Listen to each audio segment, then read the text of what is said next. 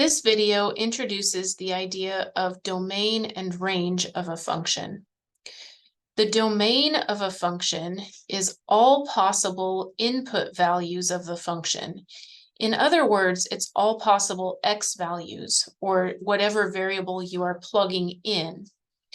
The range of a function is all possible output values, or all possible y values, whatever your output is. If you have a set of ordered pairs, keep in mind that they're always listed as x comma y. And so if we were given the set 4, 9, -3, -5, and -5, 9, our x values would be 4, -3, and -5, and our y values would be 9, -5, and 9. The domain is the x values.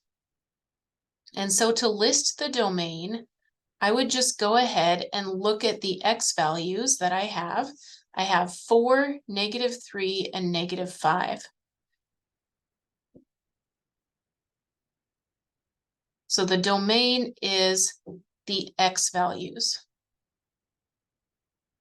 The range is the y values.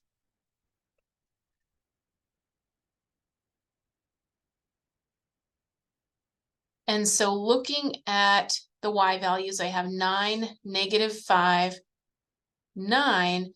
I'm not going to double list that 9. I don't need to double list even if it shows up twice. So my range would just be 9, -5. Now this is what we call a discrete function, where you're just given a set of points or a set of ordered pairs. So the domain is fairly simple when you have a discrete function, because you just pick out the x values for domain and you just pick out the y values for range. You can be given a discrete function in graphical form, where you're given the graph of a set of ordered pairs. And what you want to do is think about the x and y values of those ordered pairs. So in this example, we are given the ordered pairs -1, 4.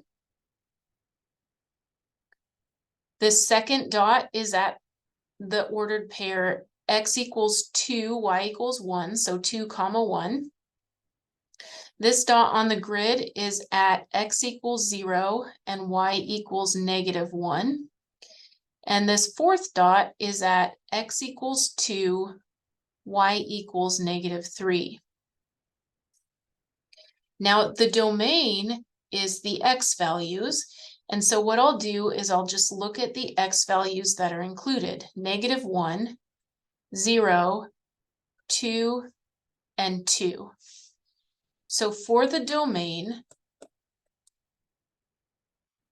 I would go ahead and list those x values: -1, 0, 2, and I don't double list the 2, even though it shows up in 2 of the ordered pairs. So the domain is -1, 0, and 2. For the range, I want to look at the y values. So I have 4, -1, 1, and -3. And I'll go ahead and go from lowest to highest. So the range, the lowest y value is -3. Then we had a -1, then a +1, and then a +4. So I just went ahead and listed those y values in order. Range was the y values. The domain was the x values. So that's something important to keep in mind. The idea of domain and range shows up a lot in this class. Let's look at a couple of continuous functions now. We have two graphs of continuous functions, and they do have a starting and ending point. Each one has a starting point and each one has an ending point. So we'll go ahead and look at domain first on this first graph. So for domain, Remember, we're looking at all the x values. So I want to go ahead and look at the leftmost point on the graph. So that's going to be this point. I'm going to have the leftmost point, and I want to figure out the x value because I'm looking for domain. So the x value is -1. And then for the highest point, I want to look at the rightmost value on the graph. So my rightmost value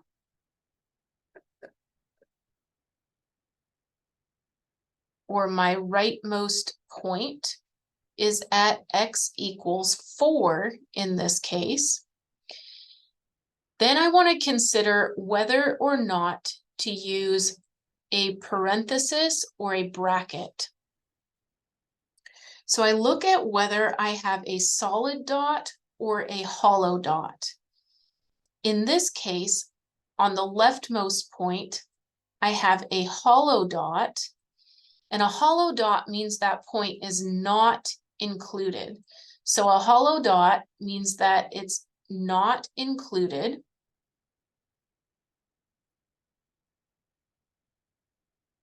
And to show that in interval notation, I use a parenthesis. That's the singular of parentheses. So a hollow dot means that the point is not included, which means I use a parenthesis. The rightmost point is also a hollow dot, which means that that point is not included, which means I will use a parenthesis on my rightmost point as well. So my domain in interval notation will be parentheses -1, 4, parentheses. Now, keep in mind that this is interval notation. This is not an ordered pair. This is an interval of x values. We call it interval notation. So it goes from a lowest point to a highest point, and you decide whether to include the endpoint or exclude it. In this case, we excluded it by using parentheses. Let's look at the range now for this first graph. Remember, range is the y values. So for the y values, we want to look at the lowest point on the graph. So that happens to be this point at -1, -5. My lowest point is at y equals -5. And because it's a hollow dot, I'm going to use parentheses. So I can go ahead and start off my range. I'll have parentheses -5 as my lowest y value. Then I look for the highest point on the graph. And it doesn't have to be at one of the endpoints. It could be at a turning point of the graph. So in this case, I have the highest point is at y equals 4.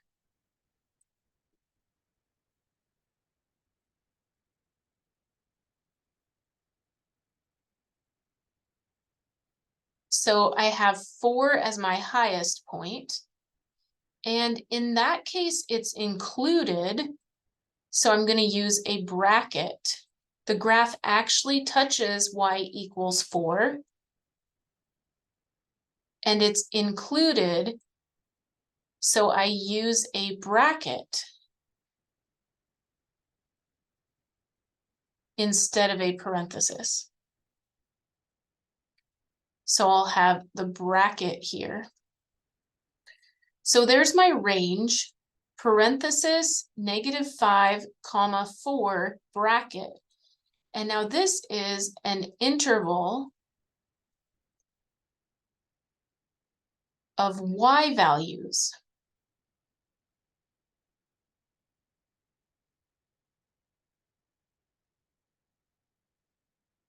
All right, let's do the same thing with the second graph that we're given.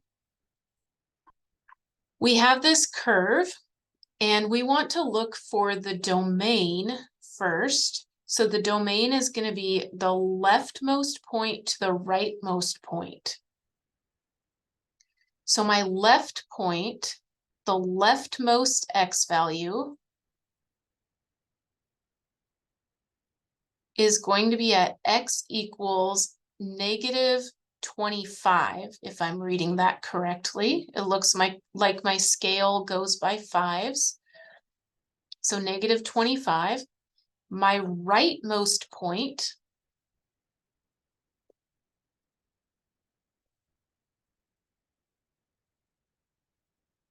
is at x equals 20.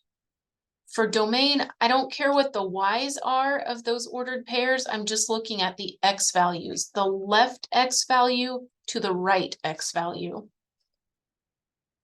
Now I have to decide whether or not to use a bracket or a parenthesis.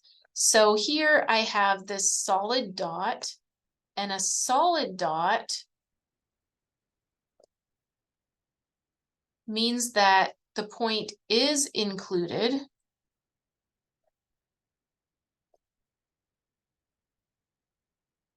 And when the point is included, I use a bracket instead of a parenthesis. Now here, I also have a solid dot or filled in dot.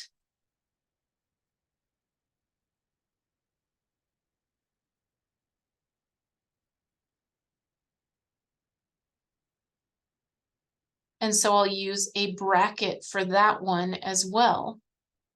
So for my domain, I will have negative 25 to 20, so negative 25 to positive 20, and I'll use a bracket to include the negative 25 because of the solid dot. I'll use a bracket to include the positive 20 also because of the solid dot. So there's my domain. It's an interval of x values. So it's the leftmost x value to the rightmost x value.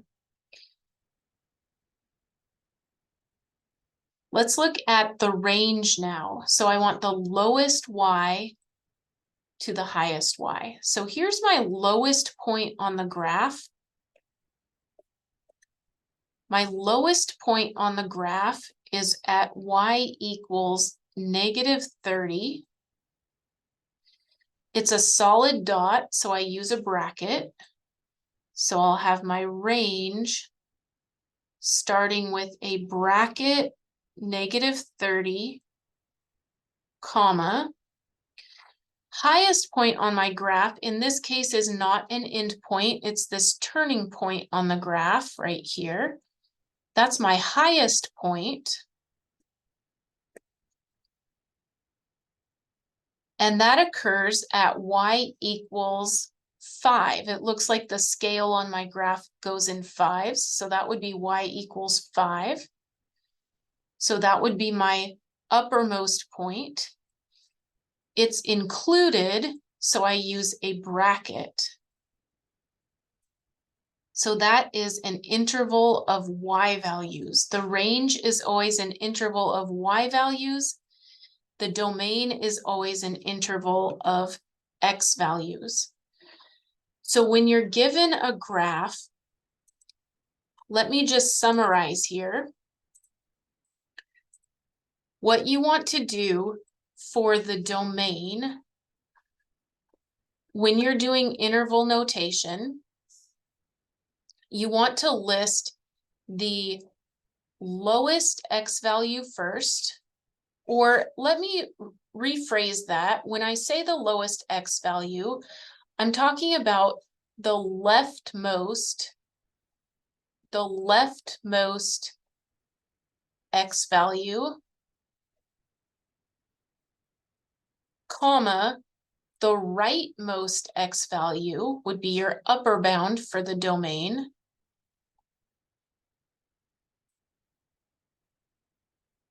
So always go from smaller to larger, the leftmost x value to the rightmost x value. And at this endpoint, if you have a parenthesis, it does not include the endpoint.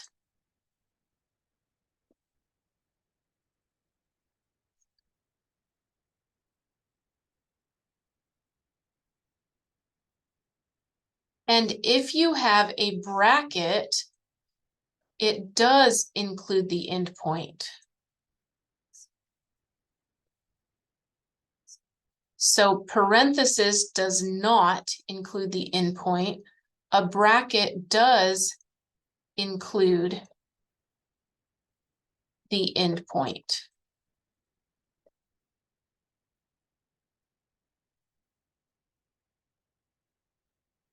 So for example, if I had something like bracket 4, 6, parenthesis, the bracket would mean that 4 is included.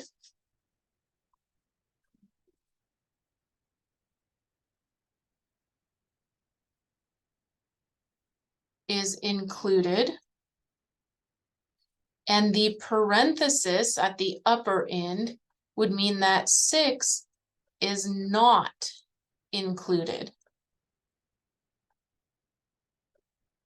And if this were the domain, we would be talking about x. So it would be like saying x is greater than or equal to 4, but strictly less than 6. With the range, what you want to do is look at the lowest point on your graph to the highest point on your graph. So the range is always going to be the lowest y value on the graph, comma, the highest y value on the graph.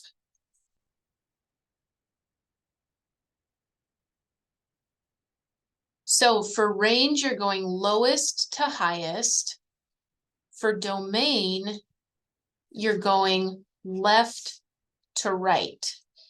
And you decide whether or not to use a parenthesis or a bracket based on whether your point is included.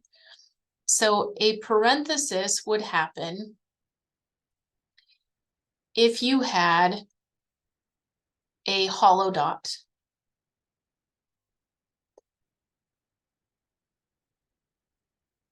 A bracket would happen if you have a solid dot or just that point being included. Like we saw that you don't always have a dot. Sometimes you just have the graph passing through that point and having a turning point. So range always goes lowest y value to highest y value. And so you would have, for example, if you had a range of, let's say, parentheses, -3, 5, parentheses, and I have parentheses on both ends, that would mean that the y value is strictly greater than -3 and strictly less than +5. If I had something like bracket -2, 4, bracket, that would mean that the y value is greater than or equal to -2 and less than or equal to 4. So the bracket corresponds to n or equals to. Domain is left to right, range is lowest to highest. Range always has to do with the y values, domain always has to do with the x values.